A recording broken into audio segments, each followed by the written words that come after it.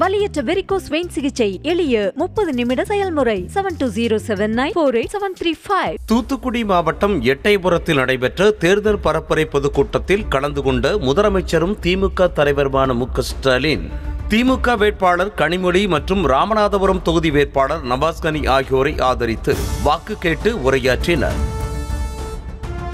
திமுக மீது எந்த குற்றச்சாட்டும் வைக்க முடியவில்லை என்பதால் தான் பிரதமர் மோடி குடும்ப கட்சி என தொடர்ந்து கூறி வருவதாக சாடிய முதலமைச்சர், தமிழ்நாட்டில் இருக்கும் ஒவ்வொரு குடும்பத்திற்கும் நன்மை செய்யும் திமுக குடும்ப கட்சிதான் என பதிலடி கொடுத்தார். அதோடு உழைப்பதற்காக அரசியலுக்கு வந்திருக்கின்றோமே தவிர ஊர் சுற்ற இல்லை எனவும் விமர்சித்தார். பிரதமர் நரேந்திர மோடி அவர்கள் குடும்ப அரசியல் பழைய பல்லவியை பாடுவார். எங்க மேல எந்த குற்றச்சாட்டு விமர்சனம் வைக்க முடியாதவங்க செய்யற அவதூறு. பிரதமர் மோடி அவர்களை நாங்க உழைக்கிறதுக்காக அரசியலுக்கு வந்திருக்கிறோம், ஊர் சுத்த வரல. எப்படி மக்கள் பணியாற்றணும்னு எங்களுக்கு கற்றுக் கொடுத்தது யார்? தலைவர் கலைஞர் அவர்கள். எங்களுக்குனா தனிப்பட்ட எனக்கும் கனிமொழிக்கு மட்டுமல்ல, இந்த மேடையில் இருக்கிற நிர்வாகிகளுக்கு மட்டுமல்ல, திராவிட முன்னேற்ற கழக ஒவ்வொரு தொண்டனுக்கும் கற்றுக் கொடுத்திருக்கிறார். அதனாலதான் அடிக்கடி சொல்றோம், ஆமா நாங்க குடும்ப கட்சி தான். தமிழ்நாட்டில் இருக்கக்கூடிய ஒவ்வொரு குடும்பத்திற்கும் நன்மை செய்கிற கட்சி திமுக.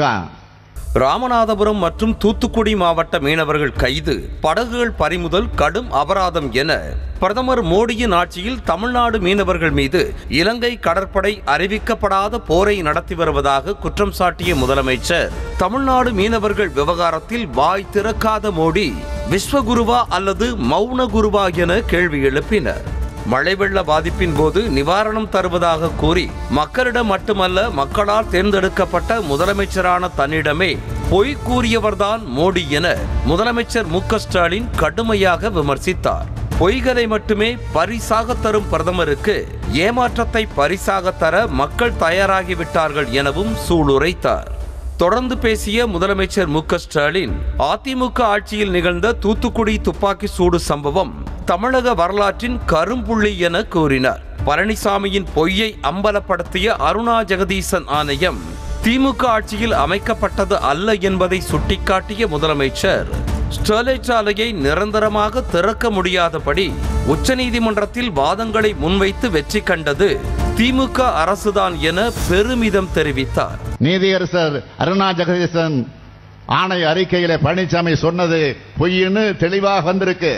பச்சைப்பு பழனிசாமின்னு மக்கள் சும்மாவா சொன்னாங்க? பழனிசாமிக்கு தெரிஞ்சுதான் துப்பாக்கி சூடு நடந்ததுன்னு ஆணையம் ஆதாரபூர்வமா சொல்லி இருக்கு. முன்னாள் இந்நாள் என எந்நாளும் எடப்பாடி பழனிசாமிக்கு பாஜக தான் எஜமானர்கள், அவர்களின் பாதம் தாங்கிதான் இபிஎஸ் என கடுமையாக விமர்சித்த முதலமைச்சர், அனைத்து உரிமைகளையும் அடகு வைத்துவிட்டு தமிழ்நாட்டை காப்பாற்றப் போகிறோம் என கூற உங்களுக்கு அருகதை இருக்கிறதா எனவும் கேள்வி எழுப்பினர். வலியற்ற வெரிகோஸ் வெயின் சிகிச்சை எளிய 30 நிமிட செயல்முறை 7209487335. செய்திகளை உடனுக்குடனும் துல்லியமாகவும் தெரிந்து கொள்ள சப்ஸ்கிரைப் பண்ணுங்க.